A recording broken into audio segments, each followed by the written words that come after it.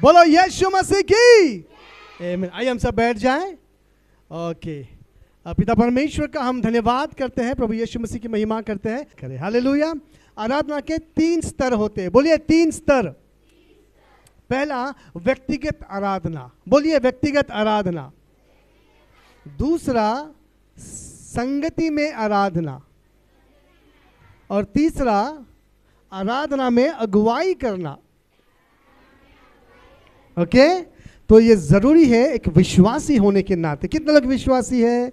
कितने लोग प्रभु से प्रेम करते हैं? आमेन। तो ये जरूरी है कि आप व्यक्तिगत तौर पर आराधना करें। आप अपने घर में, अपने रहने के स्थान पे अपना समय निकालकर व्यक्तिगत तौर पर आप आराधना करें। हालेलुया। ये बहुत ज़रूरी है, क्योंकि परमेश्वर जो पिता है वो ऐसे आराधकों को ढूंढता है जो आत्मा और सच्चाई से उसकी आराधना करे। हालेलुया, आमेन। तो आत्मा और सच्चाई से अर्थ होता है कि पवित्र आत्मा से भरकर हम प्रभु की आराधना करें। हालेलुया।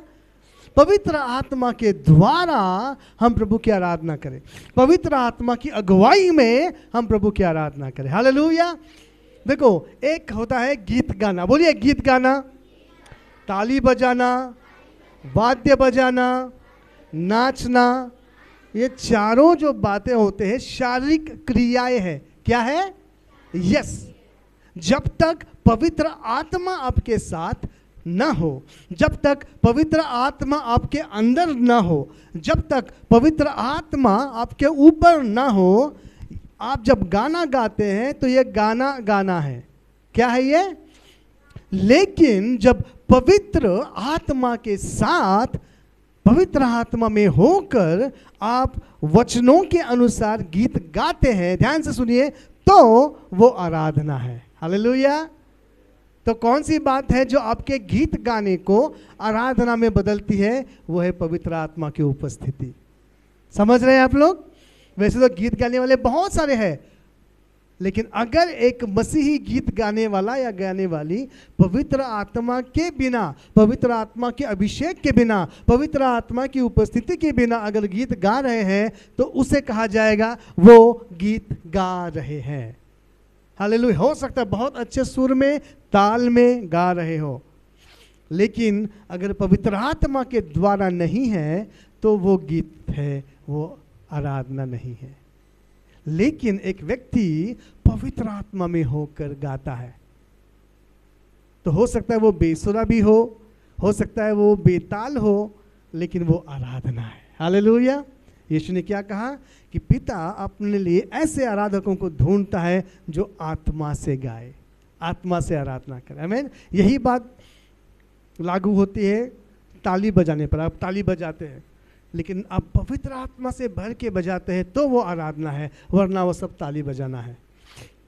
वही बात वाद्य बजाने के लिए, कोई ड्रम बजाता है, कोई गिटार बजाता है, कोई कीबोर्ड बजाता है, कोई झांझ बजाता है, अलग अलग इंस्ट्रूमेंट बजाते हैं। अगर आप बजाते हो लेकिन पवित्र आत्मा आपके साथ नहीं है तो वो सिर्फ वाद्य बजाना है, आराधना नहीं है। लेकिन अगर आप पवित्र आत्मा के द्वारा बजाते हो तो आपका वो बजाना क्या है? आराधना है।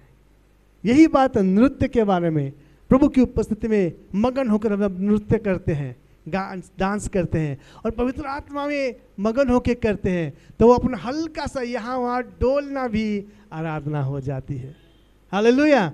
लेकिन बिना पवित्र आत्मा के आप झूमते हो, जैसे आजकल हम देखते चल रहा है ना, किसी को लेकर आते हैं, किसी को लेकर जाते हैं, वो आते जाते वक्त नाचते हैं। क्या वो आराधना है? नहीं है, वो नाचना गाना है। हालेलुया। तो परमेश्वर का वचन कहता है कि पिता अपने लिए ऐसे आराधकों को ढूंढता है जो आत्मा और सच्चाई से आराधना करे। और मैंने कहा आराधना के कितने स्तर है? 3। पहला है व्यक्तिगत आराधना। तो पिता ऐसे आराधकों को ढूंढता है जो आत्मा और सच्चाई से उसकी आराधना करे। पहला व्यक्तिगत स्थान पे, अपने घर में। हालेलुया। हर एक व्यक्ति अपने घर में जहाँ आप रहते हैं, आप प्रभु के लिए कुछ समय निकाल कर प्रभु की आराधना करनी है। उस आराधना करने में क्या क्या बातें शामिल है? पहली है प्रभु का धन्यवाद करना। हालेलुया। आपको प्रभु का धन्यवाद करना है, आपको प्रभु का वचन पढ़ना है, प्रभु के वचनों पर मनन करना है, एक आध गीत आपको गाना है। हालेलुया। आपको मध्यस्थी की प्रार्थना करना है। हालेलुया।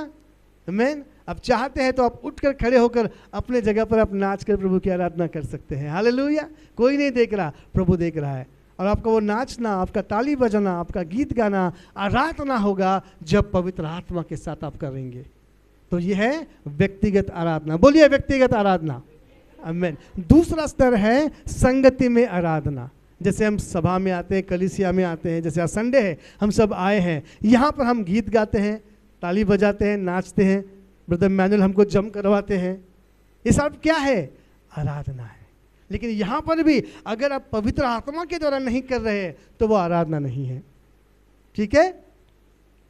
अगर आप पवित्र आत्मा के द्वारा करते हैं, पवित्र आत्मा आपके अंदर है और आप गा रहे हैं तो वो आराधना है। पवित्र आत्मा आपके अंदर है और आप ताली बजाते हैं, वो आराधना है। पवित्र आत्मा आपके अंदर है और आप झूमते हैं, वो आराधना है। पवित्र आत्मा आपके अंदर है और आप नाचते हैं, वो आराधना है। हालेलुया। और जब पवित्र आत्मा आपके अंदर है, आप नाचते हैं, गाते हैं, झूमते हैं, उसमें व्यवस्था होती है, उसमें अव्यवस्था नहीं होती। जब पवित्र आत्मा में नाचते गाते हैं, वो बेताल हो सकते हैं लेकिन वो किसी को तकलीफ नहीं देंगे, वो इधर उधर गिरेंगे नहीं, इधर उधर धक्का नहीं मारेंगे, इसको धक्का नहीं, पीछे वाले धक्का नहीं देंगे। वो पवित्र आत्मा में मगन होकर गाते हैं। हालेलुया। वो नाचते हैं। हालेलुया। और उनका आनंद उनके चेहरे पे महसूस होता है। हालेलुया। यहाँ वहाँ ना देखे बच्चे लोग, व्हाट इज दिस? हालेलुया।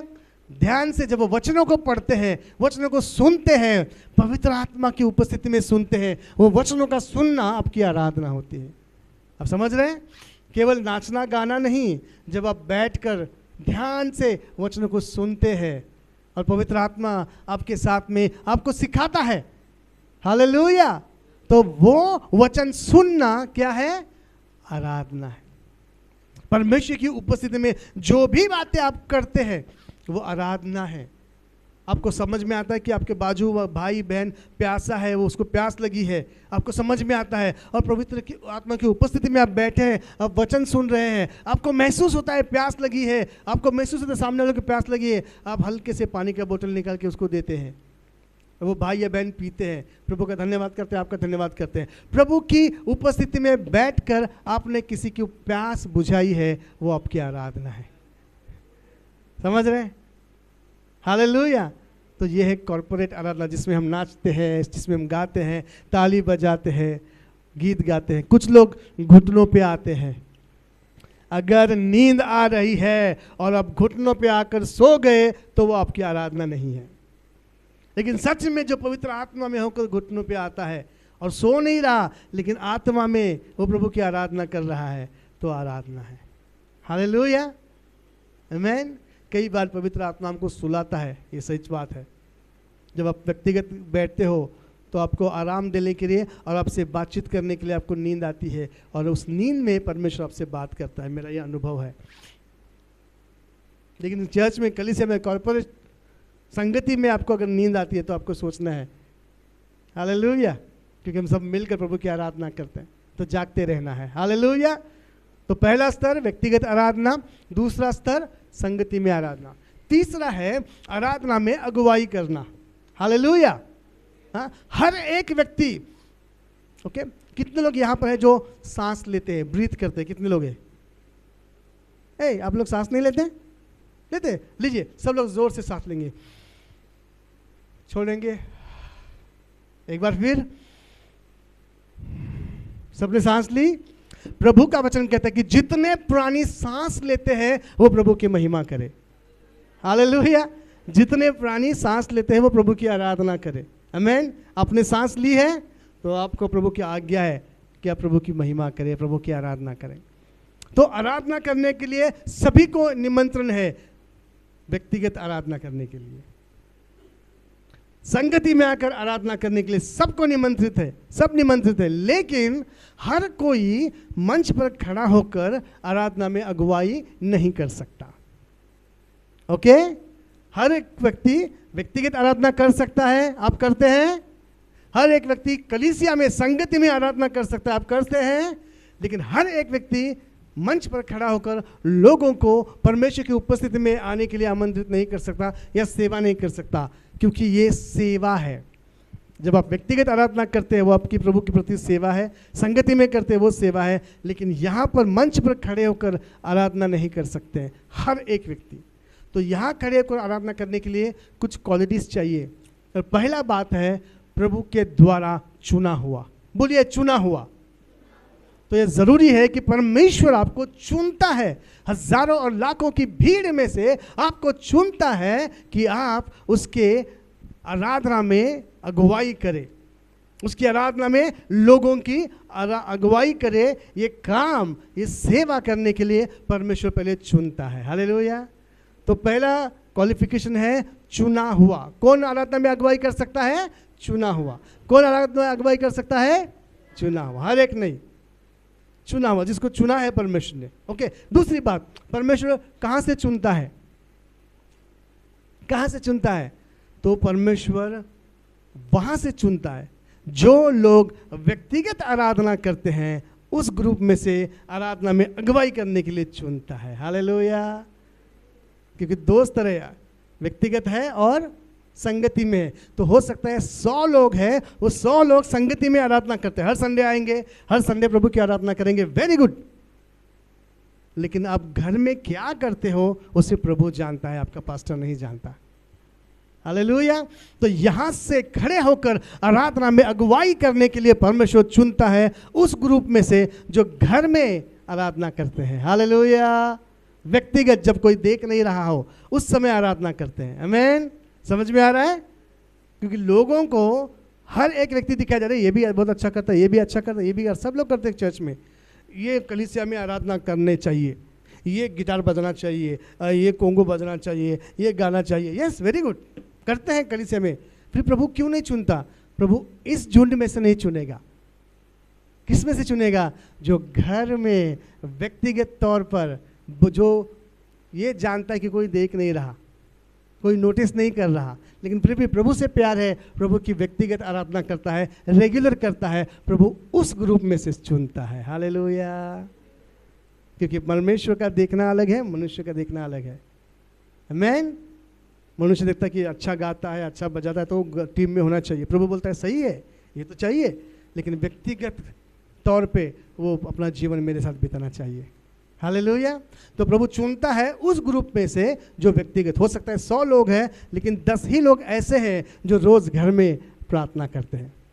19 लोग चर्च में करते हैं, गाते हैं चर्च में, बजाते हैं चर्च में, नाचते हैं चर्च में, कूदते हैं चर्च में। घर में जाने के बाद वो अलग ही हो जाते हैं।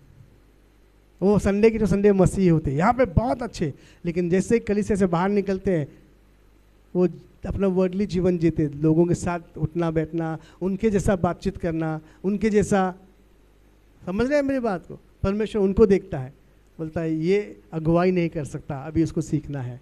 लेकिन जो 100 में से 10 लोग जो ऐसे हैं जो घर में भी प्रभु की आराधना करते हैं, हालेलुया, वो आराधना का जीवन जीते हैं, उनका जुबान साफ है, वो गाली गलौज नहीं करते, हालेलुया।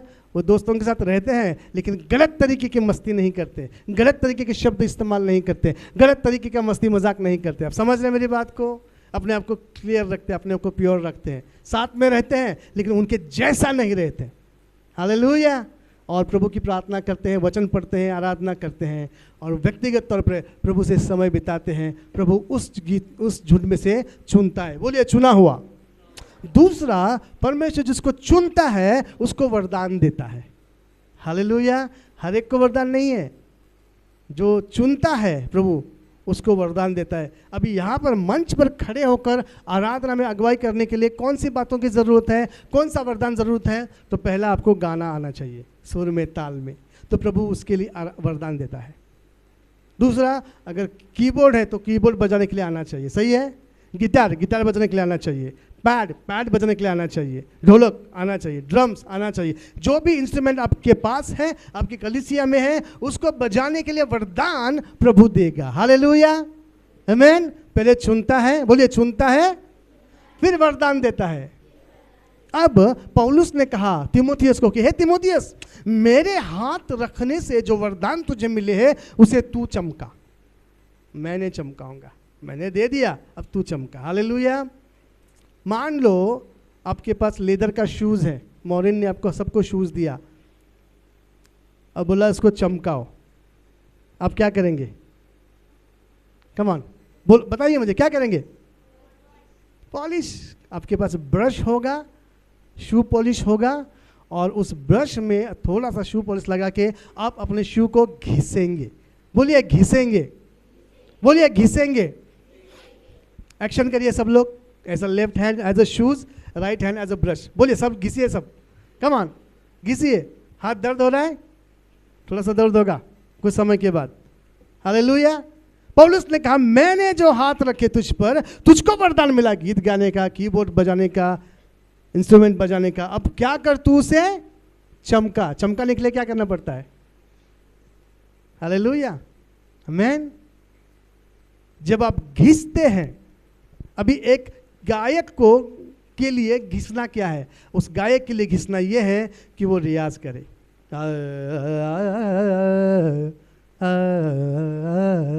वो क्या करे? रियाज करे। बाकी सब लोग क्रिकेट खेल रहे हैं, वो घिस रहा है, वो रियाज कर रहा है। समझ रहे हैं? फिर सब लोग आइसक्रीम खाएंगे, लेकिन ये गायक आइसक्रीम नहीं खाएगा, वो घिस रहा है। सब लोग कोल्ड ड्रिंक पी रहे हैं, लेकिन गायक कोल्ड ड्रिंक वो घिस रहा है। समझ रहे? हमें किसको गायक बनना है? आपको घिसना पड़ेगा।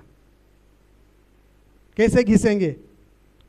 प्रैक्टिस के लिए समय निकालना है, मीठा कम खाना है, कोल्ड ड्रिंक कम पीना है, आइसक्रीम कम खाना है। ये सारी चीज़ें जो बाकी लोग कर रहे हैं वो तो कर रहे, करने दो ना, उनको थोड़ी गायक बनना है, तुमको गायक बनना है ना, तो घिसना पड़ेगा। हालेलुया। हिब्रू में एक शब्द है मशाक। बोलिए मशाक, मशाक। एक गाना है ना, उसने मुझको मस्सा किया है, सुना है आपने? ओके, मस्सा, उसको हिंदी में जो तर्जुमा किया मस्सा बोलते। बोलिए मस्सा।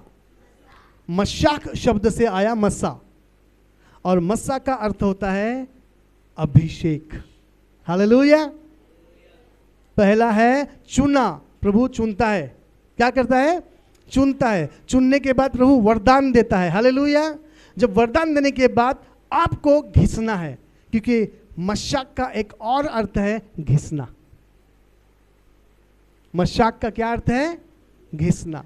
लिटरली अगर आप ध्यान से सुनेंगे, एक छोटा लड़का था 10 साल का, वो मर गया था। तो एलीशा प्रभु का भविष्यवक्ता वहाँ पे गया, और लिखा है कि वो उसके ऊपर लेट गया, एक डेड बॉडी के ऊपर परमेश्वर का दास एलीशा लेट गया। ओके, और परमेश्वर का जीवन, जीवन की सांस परमेश्वर की ओर से आई, एलीशा में समाई, एलीशा में से उस 10 साल के मरे हुए मुर्दे में समाई, और वो जिंदा हो गया। हालेलुया। तो परमेश्वर हमको जब अभिषेक करता है, हमको मस्सा करता है, इसका मतलब परमेश्वर खुद को हमारे ऊपर घिसता है। शायद सुनने में अजीब लगेगा आपको, बट मशाक मतलब घिसना, उसका अर्थ है अभिषेक करना। हालेलुया। दाऊद को अभिषेक किया गया था, शाऊल को अभिषेक किया गया था। हालेलुया। तो जो वरदान आपको मिले हैं, जब आप घिसते हैं तो परमेश्वर आपके उस घिसने को देखकर आपको अभिषेक करता है। हालेलुया। अभी गायक के बारे में बता, what about keyboard player? Keyboard player, आपको कीबोर्ड प्लेयर बनना है, आपके लिए घिसना क्या होगा? समय निकाल कर कीबोर्ड के साथ बैठकर उसको प्ले करना। हालेलुया। समझ रहे? गिटारिस्ट, आपको क्या है? प्रैक्टिस करना। हालेलुया। पैसा जोड़ जोड़ के आपको अच्छा इंस्ट्रूमेंट खरीदना है। आशा मत रखो कोई और आके देगा, पहले तुम तैयारी करो। जब तुम तैयारी करोगे, तुम अपनी ओर से कुछ करोगे, तो प्रभु मार्ग खोलेगा। हमको आदत पड़ी है, हमको ये चाहिए, ये देगा, वो देगा, इसको बोलेंगे, उसको बोलेंगे। क्यों? शुरुआत करो 10 रुपये से। मुझे जब गिटार खरीदना था, मैंने 100 रुपये से शुरुआत की। मैंने ये नहीं कहा कि कोई प्रभु का दास मुझे ला के देगा, या कोई कलीसिया का बिजनेसमैन मुझे ला के देगा। मैंने बोला मुझे चाहिए, मैं शुरुआत करता हूँ। मैंने 100 रुपये बाजू में निकाल के रखा। हालेलुया। जब मैंने शुरुआत की तो पैसा जोड़ जोड़ के फिर आगे का पैसा मुझे अरेंज हो गया, लेकिन शुरुआत मैंने की। ये मेरा घिसना था। हालेलुया। तो प्रभु जो वरदान देता है अपने दास के द्वारा हाथ रखने के बाद, आपका काम है उसे चमकाना। प्रभु नहीं चमकाएगा, प्रभु का दास नहीं चमकाएगा, आपको चमकाना है। और आपको चमकाने के लिए घिसना पड़ेगा। जब आप घिसेंगे उसको बोलते हैं मशाक, मस्सा, अभिषेक। जब आप प्रैक्टिस करेंगे, आप प्रार्थना करेंगे, प्रैक्टिस करेंगे, गीत गाएंगे, प्रैक्टिस करेंगे, प्रैक्टिस करेंगे, प्रैक्टिस करेंगे, प्रैक्टिस करेंगे, अपने चरित्र को संभालेंगे, प्रैक्टिस करेंगे, हालेलुया, तो प्रभु आपको अभिषेक करेगा। तो तीसरा गुण है चुना हुआ, वरदान पाया हुआ और अभिषेक पाया हुआ। हालेलुया। कई सारे लोग वरदान पाए हुए हैं, उनके पास अच्छा वरदान है कोई भी इंस्ट्रूमेंट बजाने के लिए या गाने के लिए, लेकिन वो घिसते नहीं है, वो अभिषेक उनको नहीं मिलता। हालेलुया। चुना हुआ, वरदान पाया हुआ, अभिषेक पाया। तीसरा है, हालेलुया, तीसरा 3 हो गया। चौथा है कि आपको नियुक्त किया जाना चाहिए, अपॉइंट। समझ रहे? अब आप जिस कलीसिया में हो, उस कलीसिया में मंच पर आकर आराधना में अगुवाई करने के लिए प्रभु चुनता है उन लोगों को जो व्यक्तिगत तौर पे घर पे अपने समय में प्रैक्टिस करते हैं, ओके, प्रार्थना करते हैं, वचन पढ़ते हैं, आराधना करते हैं। फिर परमेश्वर के दासों के द्वारा उनको वरदान मिलते हैं। जैसे मैं कई जगह जाता हूँ, लोगों के लिए प्रार्थना करता हूँ और लोगों को सच में वरदान मिले हैं। मेरे पास गवाही है कि आप प्रार्थना करने के बाद हमको अच्छा गाने के लिए आया, आपने हमारे लिए प्रार्थना की, हमको अभी बजाने के लिए इजी हो रहा है। तो वो वरदान मेरे द्वारा रिलीज होता है क्योंकि मेरे अंदर वही भरा हुआ है। हालेलुया। लेकिन चमकना आपका काम है। जब प्रैक्टिस करेंगे, आप चमकाएंगे, तो आपके कलीसिया के पास्टर्स और लीडर्स देखेंगे कि आपके अंदर स्वभाव में बदलाव आया है। आप बहुत प्रेम से बात करते हैं, आप नम्र है, आप पवित्रता का जीवन जीते हैं, आपकी गवाही है, तो वो आपको नियुक्त करेंगे। हालेलुया। ये बहुत ज़रूरी है, आमीन, बहुत ज़रूरी है। आप अपनी मर्जी से कभी भी आकर स्टेज पे नहीं खड़े हो सकते, नहीं आज मैं गाऊंगा, नहीं आज मैं बजाऊंगा, नहीं होता ऐसा। आपके इच्छा से नहीं होता। आपको चुनना प्रभु की ओर से है, वरदान देना प्रभु के दास की ओर से है, घिसना आपकी ओर से है, अभिषेक करना प्रभु की ओर से, लेकिन नियुक्त करना आपके पास्टर की ओर से है। जब परमेश्वर के दास आपको देखेंगे, आपका स्वभाव, आपका बदलाव, आपका चाल चलन, आपका जीवन और आपका वरदान, और आपके वरदान में अभिषेक है, तो आपको नियुक्त किया जाएगा सबके सामने कि आज से यहाँ पर ये भाई, ये बहन ये काम करेंगे। हालेलुया। आज समर्पण को मैं जानता हूँ, इमैनुअल जिसका नाम है, वो अच्छे से प्रैक्टिस करता है। घर पे मैं जानता हूँ वो लोग रोज़ प्रार्थना करते हैं, मैं जानता हूँ वो वचन पढ़ते हैं, मैं जानता हूँ। हालेलुया। और आज उनके पिताजी जो पास्टर हैं, उन्होंने मुझे अनुमति दी है कि पास्टर जी आपने सिखाया है, आपका स्टूडेंट है, आप उसको लेकर जाइए और सेवा में इस्तेमाल कीजिए। हालेलुया। तो ये कोई पार्शलिटी नहीं है, मैंने उसका जीवन देखा है। और आज सबके सामने मैंने क्या कहा उसको कि वो हमारे साथ पैड बजाएगा। इसे कहते हैं नियुक्त करना। हालेलुया। आप समझ रहे हैं? तो सिर्फ आपके पास वरदान होने से मतलब नहीं है, आपको स्वभाव को देखकर, आपके बातचीत को देखकर, आपका प्रार्थना में जीवन देखकर आपके अगुवे आपको नियुक्त करेंगे।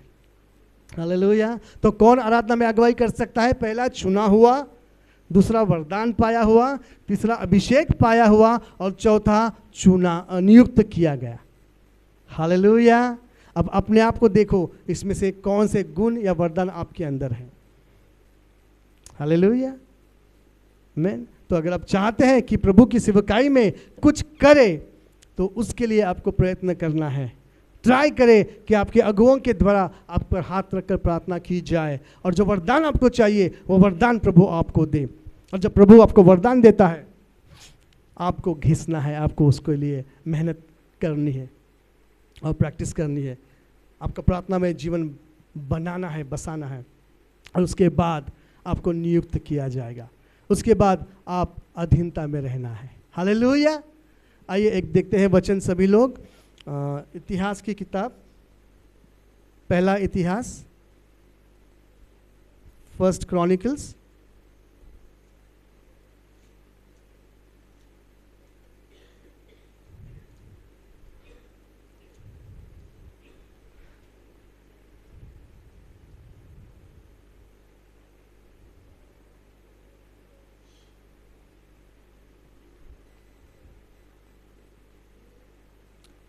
हम देखते हैं अध्याय 6, फर्स्ट क्रॉनिकल्स चैप्टर 6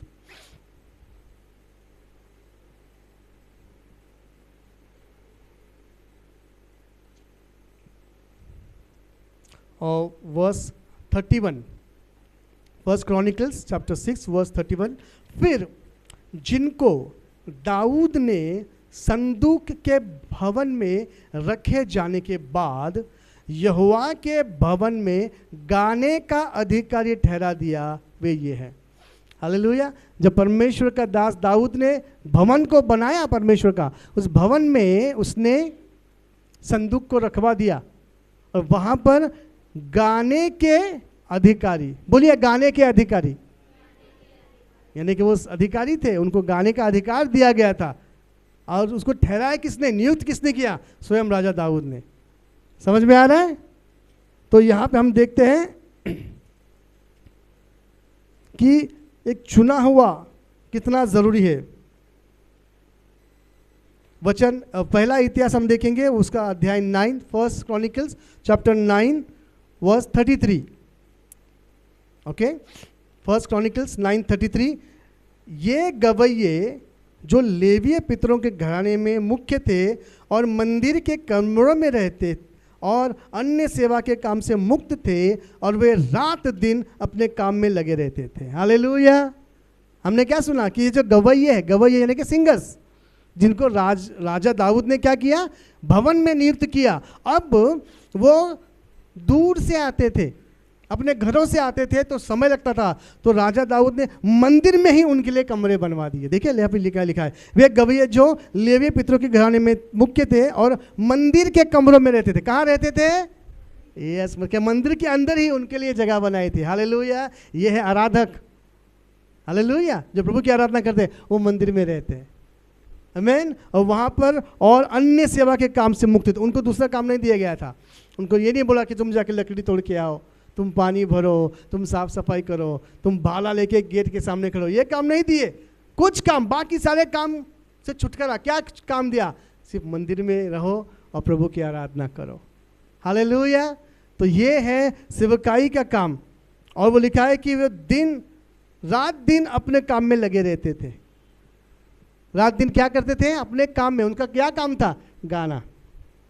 अरे गाना कोई काम है क्या? ये है, प्रभु की आराधना करना काम है, और उनके लिए उनको जगह दी गई थी। हालेलुया। और वचन देखना है आपको। ओके, फर्स्ट क्रॉनिकल्स का 25 देखते हैं हम लोग। फर्स्ट क्रॉनिकल्स चैप्टर 25 वर्स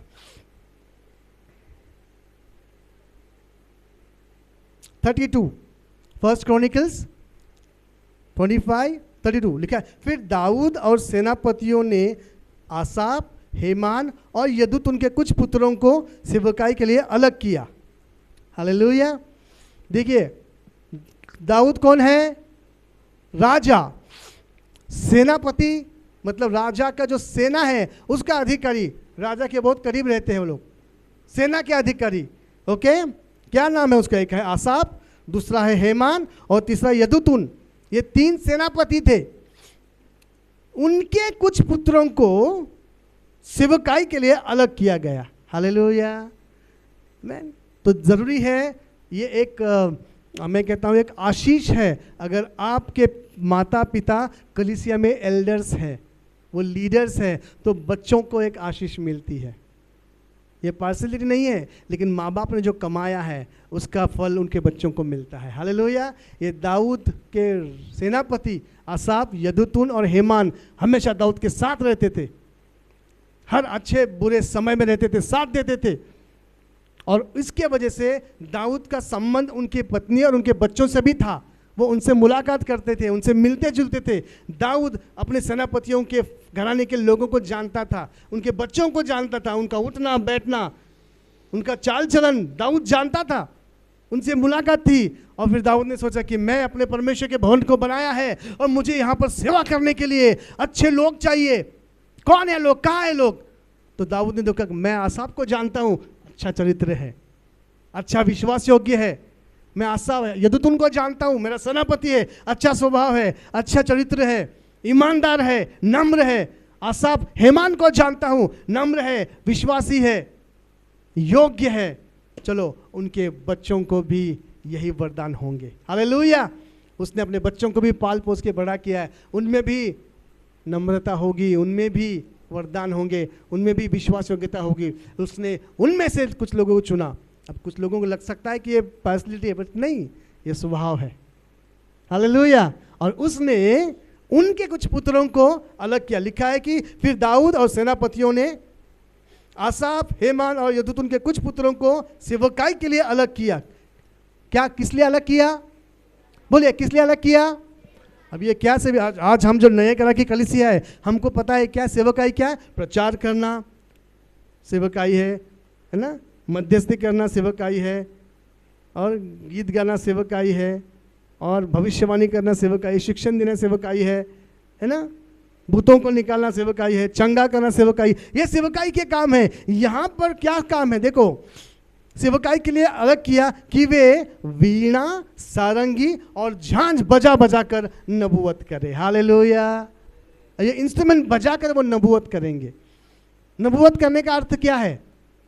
भविष्यवाणी करना अलग है। हालेलुया।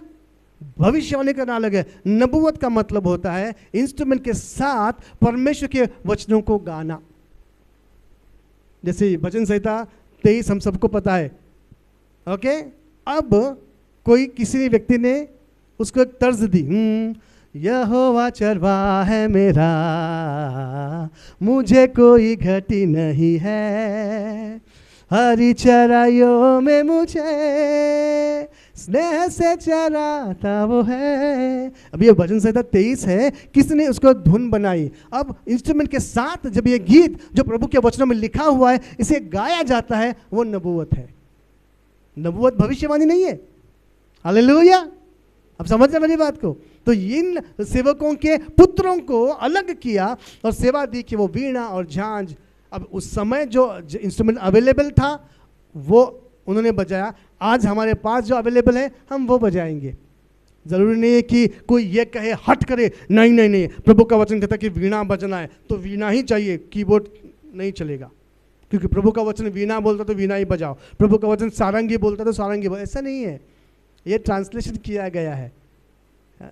इसका अर्थ है इंस्ट्रूमेंट जो आपके पास है। अफ्रीका के लोग अफ्रीकन इंस्ट्रूमेंट बजाते हैं, यूरोप के लोग यूरोपियन इंस्ट्रूमेंट बजाते हैं, इंडियन इंस्ट्रूमेंट बजाते हैं। हर एक देश का अपना इंस्ट्रूमेंट है, वो बजाकर हम प्रभु की आराधना करेंगे और वो सेवा का काम है। लिखा कि हेमान और यदूतून और के कुछ पुत्रों को सेवकाई के लिए अलग किया और वे वीणा, सारंगी और झांझ बजा बजा कर नबूवत करे। हालेलुया। जब आप प्रभु के वचनों पर लिखे हुए गीत गाते हैं वो नबूवत है। हालेलुया। आगे हम पढ़ते हैं वचन 6, 25 का 6 लिखा है कि ये सब, कौन ये सब? जो ये हेमान, यदूतून और आसाफ के बच्चे, ये सब यहोवा के भवन में, कहां पर? कमान, कहां पर? यहोवा के भवन में गाने के लिए अपने अपने पिता के अधीन रहकर परमेश्वर के भवन की सेवा में झांझ, सारंगी और वीणा बजाते थे। हालेलुया। अब ध्यान से सुनिए, ये सब मतलब जो चुने हुए हैं। हालेलुया। ये कैसे हैं? चुने हुए। उनको इंस्ट्रूमेंट बजाने के लिए आता है, इसका मतलब है वो वरदान पाए हुए हैं। हालेलुया। अब यहाँ लिखा कि अपने अपने पिता के अधीन रहते थे वो। हालेलुया। तो जब अधीन रहते इसका मतलब उनके ऊपर अभिषेक था। आमीन। और उनको नियुक्त किया गया था। चुने हुए, वरदान पाए हुए, अभिषेक किए हुए, नियुक्त किए हुए यहोवा के भवन में। हालेलुया। तो क्या करते थे? ये अलग अलग इंस्ट्रूमेंट बजाकर सेवा करते थे। अब आगे पढ़िए वचन 7 का आगे इस लिखा है कि जो यहोवा के गीत सीखे हुए, किसके गीत?